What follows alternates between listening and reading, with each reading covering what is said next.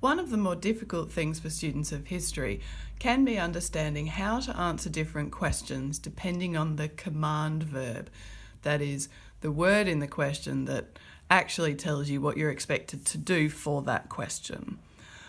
I'm going to have a go at showing you how to think about a couple of different command verbs today using a topic that will hopefully be familiar to you, that is, how Hitler came to power. In earlier years, you will have been asked to identify certain issues to do with historical questions. The identify doesn't tend to be used in VCE. So rather than starting with identify, I'm going to start with explain. So the question in this case is explain how Hitler came to power. Explain is asking you to present reasons for either causes or consequences. In this case, it's causes, the things that caused Hitler to come to power. In this example, I'm not going to go into every possible explanation. Instead, I'm going to use three to suggest a kind of classic 3-paragraph essay or something like that. So explain how Hitler came to power is our question, and we're aiming to explain how Hitler is in charge by the early 1930s. So I'll start with the idea that the Treaty of Versailles was part of the reason for Hitler coming to power.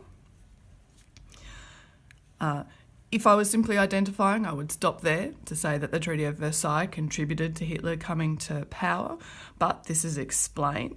Therefore, I need to point out that the Treaty of Versailles made many Germans angry, and that when Hitler arrived on the scene and declared his animosity towards the Treaty of Versailles, this then contributed to Hitler and the Nazis ending up in power.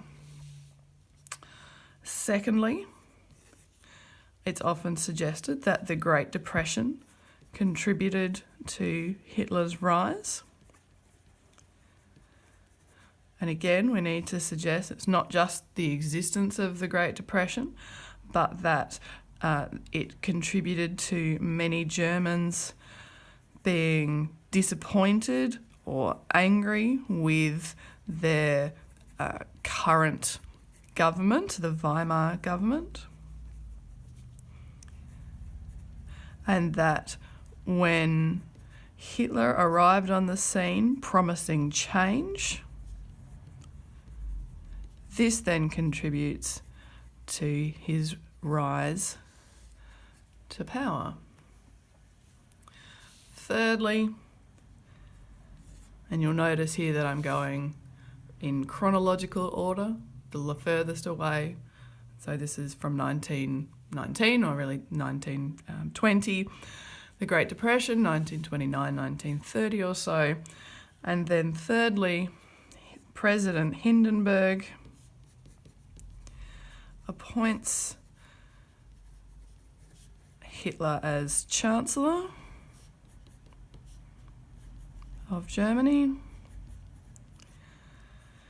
which means that Hitler has legitimacy because he has a real position in the Reichstag and some power, which it isn't immediately the fact that he is in charge, but certainly is the kind of one of the final steps towards Hitler being in charge of Germany. So this is an explanation of how Hitler came to be in power. It has some detail, but not an enormous amount, and it certainly outlines some possible reasons for how he got there. In the next little clip, I'll be talking about the command verb analyse.